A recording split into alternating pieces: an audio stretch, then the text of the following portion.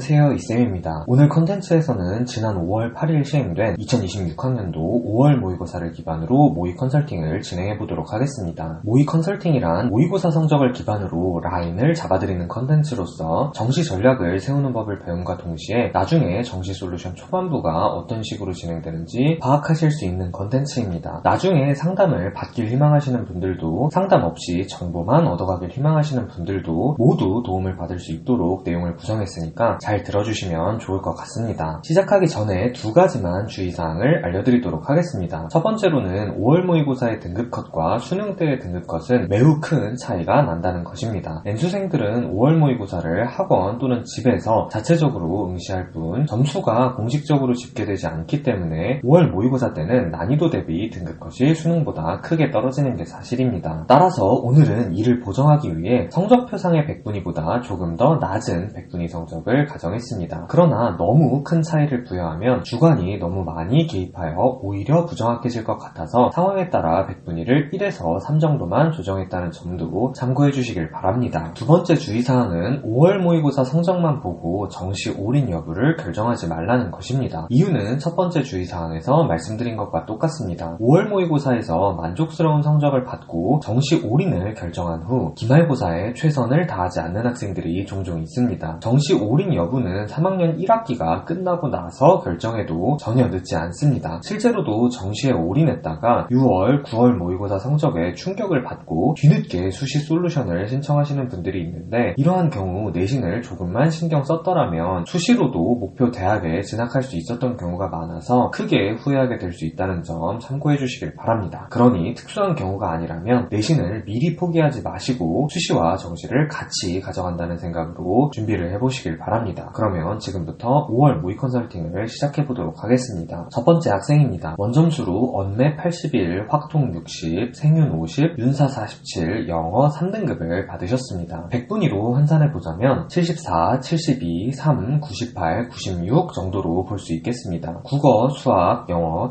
탐구의 순서이며 영어는 등급, 나머지는 백분위 점수입니다. 이 학생을 선정한 이유는 국어, 수학 등 주요 과목보다 탐구 과목을 훨씬 더 잘 봤다는 특이사항이 있기 때문입니다. 단순히 백분위를 평균 내면 80점대 초반에 해당하는데 주요 과목을 많이 반영하게 되면 안타깝게도 70점대로 떨어집니다. 그러나 반대로 탐구를 많이 반영하는 반영 비율을 적용하면 80점대 중반까지도 올라갈 수 있습니다. 70점대 후반의 백분위는 광명상가나 인가경도 절대 합격을 장담할 수 없는 성적입니다. 반대로 85라는 백분위는 국숭세단은 안정적이고 건동까지도 도전할 수 있는 성적입니다. 그래서 이 학생은 어떤 평가 기준을 적용하는지에 따라서 결과가 크게 달라질 수밖에 없습니다. 지금 보여드리는 표는 작년 국숭세단 라인의 반영 비율입니다. 보시는 그대로 만약 학생분이 수능에서 이 성적 그대로 점수를 받는다면 다른 대학보다는 인하, 아주대에 조금 더 집중해야 합니다. 자연계열로 지원하게 되면 수학을 많이 반영하는 것뿐만 아니라 입결 자체가 올라가기 때문에 추천드리지 않고 국숭세단의 탐구 반영 비율은 20%인 반면 인하, 아주대 탐구 반영 비율은 25%이기 때문입니다. 그리고 하향으로 명지, 상명, 가톨릭대를 추천드리기에도 애매한 상황입니다. 물론 합격 가능성 자체는 충분하지만 결코 유리하지 않기 때문에 그렇습니다. 탐구의 반영 비율이 높지 않은데 탐구를 두 과목 중 한 과목만 반영하기 때문에 합격선이 올라가는 효과가 있습니다. 따라서 하향도 쓰긴 쓰되 인하, 아주대 도전을 최우선으로 생각해야 하는 성적대라고 볼 수 있겠습니다. 그래서 결국은 당연한 말이지만 국어와 수학 성적을 조금이라도 더 올리는 것을 추천드립니다. 탐구를 두 과목 모두 1등급을 받으신 걸로 봤을 때 공부하는 방법을 모르는 학생은 아니라고 생각합니다. 성적을 조금만 더 올리면 선택의 폭이 넓어지는 것은 물론이고 안정지원의 합격 확률 역시 크게 올라갈 것입니다. 두 번째 학생입니다. 원점수로 화작 96, 확통 49, 사문 44, 생윤 44, 영어 2등급을 받으셨습니다. 이를 백분위로 환산해보자면 94, 62, 93, 93 정도로 볼 수 있겠습니다. 공부를 잘하는 학생 중에서도 수학에 어려움을 겪고 있는 학생이 많을 것 같아서 이 학생을 선정했습니다. 보통 수학에 어려움을 겪는 학생들이 과탐을 선택하고 자연계열에 지원하는 경우는 많지 않습니다. 이 학생 역시 사탐을 선택했고 성적 구조상 당연히 인문계열에 지원할 것입니다. 대학마다 반영 비율이 다를 수밖에 없었던 이전 학생의 케이스와는 다르게 어느 대학이든 인문계열이라면 수학을 가장 많이 많이 반영하지는 않습니다. 따라서 인문계열 기준으로 80점대 중반의 성적이 나올 것입니다. 국송세단 안정, 건동홍, 상향 정도가 나오는 성적입니다. 스나이핑을 할 때 영어가 1등급이거나 3등급이었다면 영어를 많이 반영하는 홍익대에 대한 유불리가 생길 수 있었겠지만 원래 이 라인 학생들은 대부분 영어가 2등급이기 때문에 큰 유불리가 발생하지는 않을 것입니다. 후보를 넓게 잡고 진학사를 이용하여 눈치 싸움을 잘 해야 합니다. 단 인문계열이 아니라 자연계열을 생각하는 학생들은 이 학생 같은 성적 구조가 나오면 안 된다는 점을 꼭 생각하시길 바랍니다. 보통 인서울 수도권 인기대학의 마지노선을 3등급의 경계선으로 잡는 경우가 많습니다. 따라서 이과로 지원하면 국숭세단이 아니라 명지대, 상명대, 가톨릭대, 인천대, 가천대, 경기대도 상향이 될 수 있다는 점 주의하시길 바랍니다. 마지막으로 솔직하게 말씀드리면 방금 말씀드린 내용은 이 영상을 보고 계시는 다른 수험생분들께 도움이 될 만한 내용이고 학생과 학부모님 본인에게는 큰 도움이 되지는 않았을 것입니다. 왜냐하면 내신이 1점대이기 때문입니다. 정시보다는 수시를 적극 고려하셔야 합니다. 물론 수학만 잘 극복하면 정시로 더 좋은 대학을 갈 수 있다 이런 생각을 하고 계실 수도 있습니다. 그러나 3월에도 수학이 1등급이 아니었고 5월에 성적이 더 떨어진 상황이라면 N수생이 들어오는 6, 9월과 수능에서도 원하는 성적을 얻지 못할 가능성이 매우 큽니다. 따라서 정시는 최후의 플랜 B가 될 수 있도록 최소한으로만 대비하시고 수시에 집중하시길 바랍니다. 마지막 학생입니다. 원점수로 화작 74, 미적 80, 지원 47, 사문 45, 영어 1등급을 받으셨습니다. 100분위로 환산해보자면 60, 96, 1, 94, 95 정도로 볼 수 있겠습니다. 이번 영상에서는 신기하게 국어만 못 본 학생과 수학만 못 본 학생분이 둘 다 계셨습니다. 비교 분석을 위해 두 분을 모두 선정했습니다. 이분은 분명 자연계열 지원을 고려하고 계실 것입니다. 인문계열 지원만을 고려하셨다면 탐구 두 과목을 모두 사탐으로 선택했을 것이기 때문입니다. 그리고 다행히 수학을 잘 보셔서 자연계열을 지원했을 때 반영 비율이 단순 평균을 낸 것보다 훨씬 좋게 나오고 있습니다. 평균 백분위가 이전 학생과 거의 비슷하기 때문에 지원 라인도 거의 비슷합니다. 자연계열의 입결이 인문계열보다 조금 더 높은 것을 고려했을 때 이전 학생과 똑같이 국숭세단 라인을 안정으로, 건동홍 라인을 상향으로 지원할 수 있는 성적입니다. 게다가 가장 공부할 게 많은 수학, 과탐에 확실한 베이스가 있는 것 같고 영어도